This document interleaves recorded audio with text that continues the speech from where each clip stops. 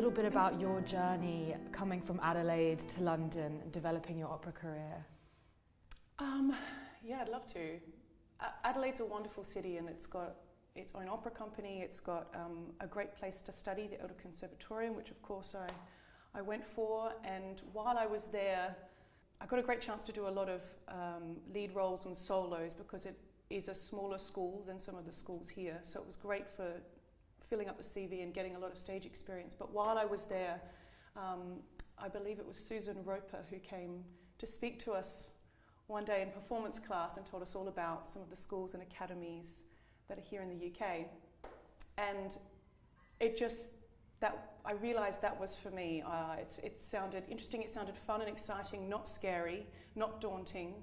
And I thought, that's a sign to follow on. And I spoke to her some more and focused my attention, my studies, in more specifically in that direction, and then went to Western Australian Academy of Performing Arts, or WAPA for short, and then got a scholarship over here to London, and then a few more scholarships and bursaries and things, and jumped on into the profession. So it was a snowball effect, but I think that was one of the moments I remember realising where a lot of people thought that might be scary, that felt exciting, and I thought that's something to follow on.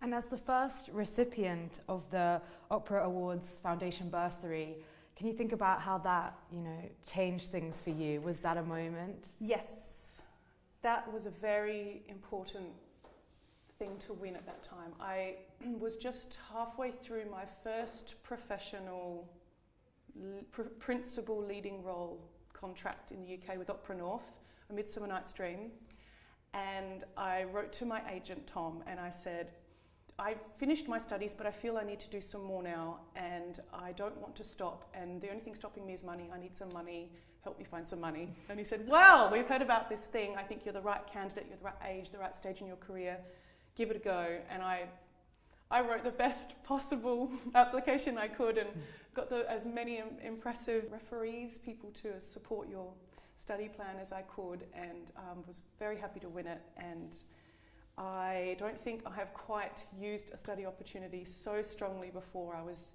in Germany for a month doing a language course, and I went to the opera at least twice a week, and I managed to talk my way into one of the opera companies to rehearse in their practice room, and I worked really hard and just soaked up as much as I could. And I don't know, when you put that much energy into something, you're bound to get results, and I did, and it just kept steering a more specific path to where I'm aiming to get. Sounds like such a transformative experience. Yeah, it was good. It's also just encouraging to have someone, when you're feeling a little, you need to get the cogs turning a bit faster, to have that energy boost and that support. It propels you faster, and you can spread the word, you feel confident again, and you have to, I was just saying before out there, you have to believe in yourself and be your biggest fan, because you are the only person to turn to when you're having those moments where the cogs aren't so fast. So it was really important for me, and to my amazement and joy, the thing about the Opera Awards Foundation is we're like a little family. They keep including us in all these events, and would you like a ticket to this, or would you like to come to this masterclass, and would you like to come to this lecture series on how to be an opera singer? Yes, please.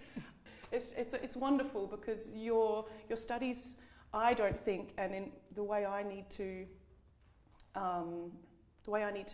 have my lifestyle as an opera singer, is I'm an eternal student. I always need to study, and I always want to strengthen my weaknesses or further strengthen my strengths. And so just because you've finished your studies already doesn't mean there's not more studies to do, and unfortunately that takes lots of money. And so if you get a chance to hear a superstar opera singer give a lecture, or even if you're just watching someone else do a masterclass, if you can learn one thing from that, then that's another gold nugget in your little treasure chest that you're getting from something I won several years ago, and I'm so grateful. And I think it's a very special awards program for that reason. Well, that sounds really fantastic.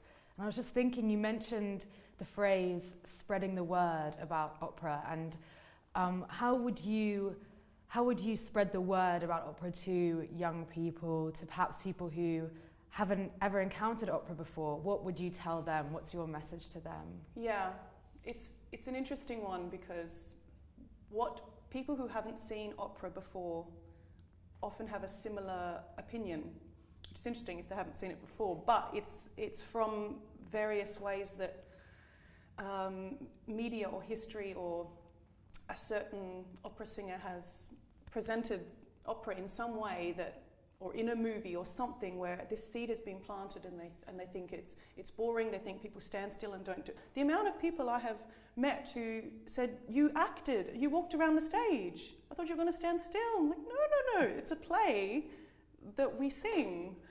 And there are many beautiful pieces of music where you do stand and deliver, because it is just about the sheer deliverance of the words and the gorgeous music, or the vibrant music. But opera specifically, which is my main passion, is running around a stage where the stakes are huge, and you get to express extreme emotions that you don't often get to do in your own life. You get to everyone has the ability to tap into the same emotions, but sometimes you don't get the chance, or you never get the heightened chance. And so I get to go all the way down the line for so many different emotions and so many different characters that I don't get to do as Sky Ingram. And it's such a thrill to do. And so I tell people, I try and show my passion, not too lengthily, but I try and just give a quick moment of how much I enjoy it, which grabs their interest. But also I just try and encourage them to see, the top 10. I said, have you heard of this, or have you heard this tune, maybe on a mobile phone ring? That's from a famous opera scene. What's happening is X, Y, and Z. And then they think, oh, right. I said, look, go and see Bohème, go and see Traviata, go and see Marriage of Figaro. It's about real people going through an incredible situation in their life, and there are relatable possibilities, whether it's set traditionally or in a modern setting. I think there's a quote. I think it's Wagner who said, "When words are not enough, opera begins." Words are incredible things, but sometimes more needs to be given, and that's when you can sing about it for 8 minutes and just boom. It's an amazing, powerful feeling. And I don't know, I think my biggest achievement is when I come out of an opera house stage door and someone will come up to me and say, "I've never been to an opera before. That was amazing. I'm going to bring all these people, and I'm definitely coming again." And I think I've done my job. Sounds fantastic. Sounds really amazing.